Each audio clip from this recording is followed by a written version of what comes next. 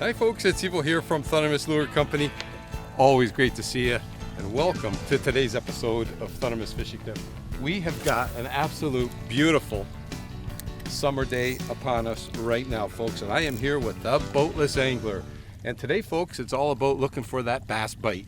We're running the brand new Scuttletail lure, which is a modified blade bait with a lot of flash and vibration.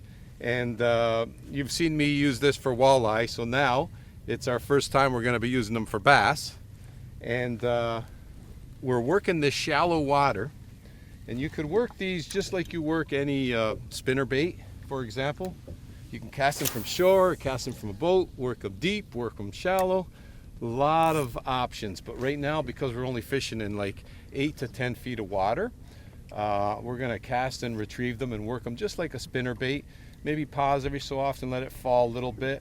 But if the sun stays up and the wind stays down, we might go a little bit deeper and fish these deep and jig them in deeper water. But right now we're going to work these shallows, folks, and see if we can find some of those beautiful Lake Erie smallmouth bass. So I decided to open up with the white. Whoops. Huh. You gotta watch what happens here. You see that little, see that? Hook holder there? My line caught on that hook holder. Not good. So I might have to just bend that back in just a bit so it doesn't catch. Okay, so look at that. Messed up my lure too. That's okay, no harm done. So I'm gonna use the white. What color you got on, Antonio? Gold. Gold, okay, that would have been my second choice. Or silver, because, well, the water's, well, the bright sun, so the silver would have been a great choice, but the water's just a touch murky, so that's why Antonio went with the gold.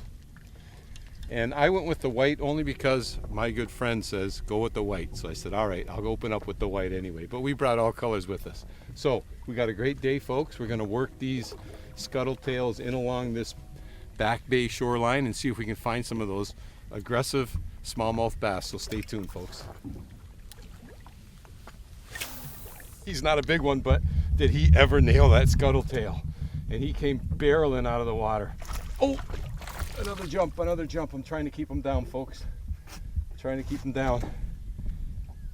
Nice little smallie, Antonio. Yeah? Yeah. Nice little smallie. Okay, where's the net? Yes. So the white has struck first. My buddy was right. Go with the white. Well, in all joking aside, in this little bit of tinge stained water, white's a good choice as well as the green. There we go. That's a nice little smallie. Hey, couple pounder maybe, pound and a half. Gave me a nice bite. He's just hooked just on the inside of the lip there.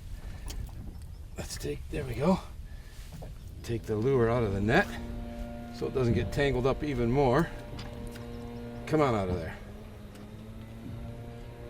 There we go. Okay. Hey, not a huge one, but definitely, hey, definitely a good start. We got the sun in our eyes there. Hey, we're gonna let this guy go, of course. That's a nice little eater size though, if you like to eat bass. Back in he goes. Okay, the white has done its job, folks. And I think the boat, we got turned right around, didn't we? Oh well, okay, we'll continue to turn. I got my electric motor in. And we're just kind of working along the shoreline. And I am running, I've got 20-pound Thunderbraid on. 15-pound Thunderbraid on, sorry. And I've got a 10-pound fluorocarbon leader. So I went a little bit heavier with the fluorocarbon because there's a lot of rocks here. And if I'm banging up against the rocks and such, I want a little bit of extra strength. Otherwise, an 8-pound fluoro would have been fine. But I think I'm going to have to reposition the boat. Oh, it's starting to turn, eh, Antonio? Yep. We'll turn it right around because I want to work the shoreline this way and then come out. I have no idea how we got turned around like that, but that's okay. We're going to swing back around and get to that shoreline where those active fish were. I barely set the hook on this guy. Oh, oh, oh. He hit it on the fall. I cast it in, and as it was falling, I just had a little bit of pressure on it. That blade was just vibrating like that. and he nailed it on the fall. I didn't even start, I wasn't even cranking it in yet.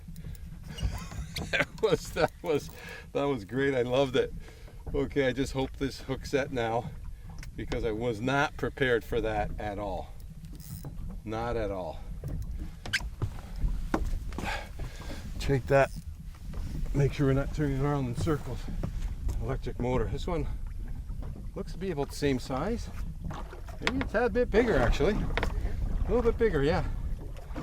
But yeah, it was pretty neat how he hit it just as it was falling. Well, you could jig these Scuttletails too. You don't have to crank and retrieve. Or you could do combination crank, retrieve, jig. Oh yeah, that's a nice bass, folks, right there. And he just nailed it as it was falling. Whack.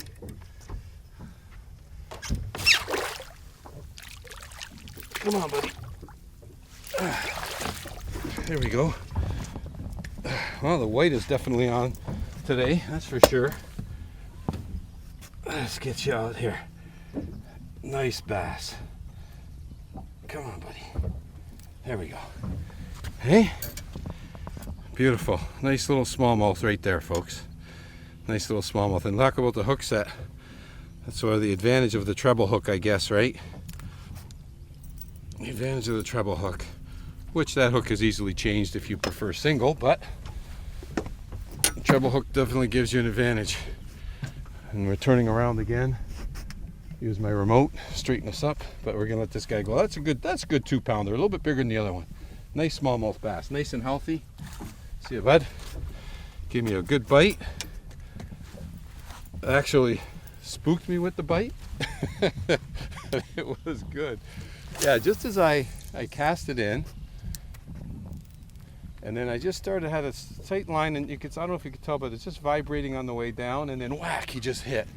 And like I say, he caught me just a little bit off guard, and I should have known better, because that nice slow fall, that little vibration, is very, very enticing. And in case you're wondering, I'm using a 7.5 foot rod, and I just hooked the rock. So I'm gonna have to go with my electric and get me out of there. But I am using a 7.5 foot medium power rod. That gives me some real nice distance and good hook setting, as you noticed on that rock. Okay, let me get out of there.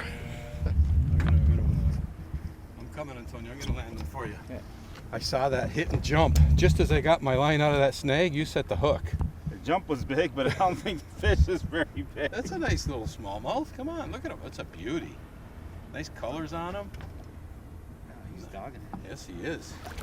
Wanted that gold. The gold has struck gold. No, the gold has struck bronze. Okay? The gold has struck bronze. Nice. Nice little hook set. Beautiful. I'm going to keep casting, because where there's one, there's more, right?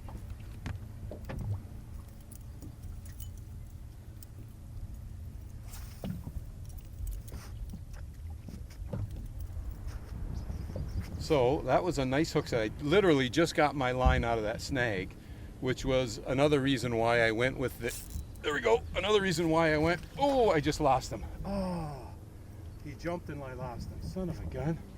Like I said, where there's one, there's usually more. Can't believe I lost that fish. And there's a good release. Yeah, so another reason why I said I went with that 10-pound fluorocarbon leader, again, because of the rocks and the snags, so I have a little bit of a extra cushion there when it comes to getting my line out. So, but geez, I can't believe I missed that fish. Son of a gun, folks. That's okay. Like I say, where there's one, there's more. So, I'll hand you the net. Nice. Here, I'm gonna try to see if there's a follower. All right. Let's see if there's a follower. Ooh, that looks like a good one. Better one. It's a little bit bigger. Yeah. A little bit bigger. Nice. Ah, he's hiding under the boat. Yeah. Going for cover, eh?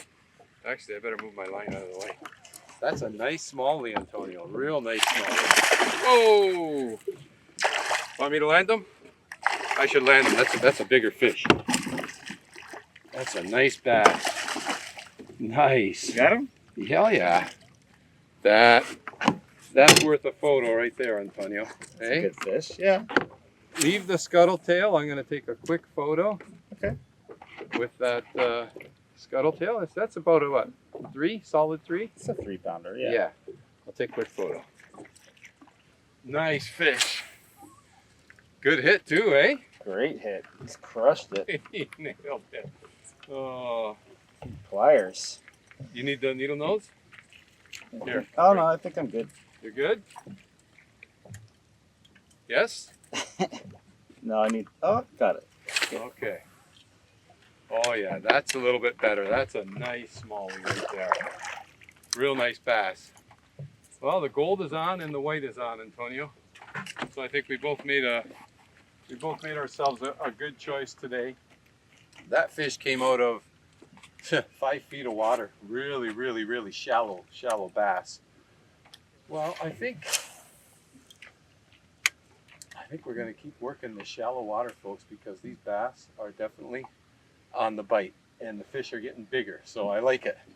I'll keep using my remote here to keep us in position. But you know what, folks? Bass fishing. You get yourself a nice summer day. Get on out there, get a line wet, and have some fun. That's what Antonio and I are doing today. We're having some fun with the smallmouth. Wherever you're tuning in from, I hope you're having a great day as well. And I want to say thank you, as always, for spending time on the boat with me and Antonio on today's episode of Thunderous Fishing Tips. And as always, folks, until next time, good luck and good fishing. Antonio, that was a nice smallmouth. Yeah, real nice smallmouth. Makes up for the one I lost.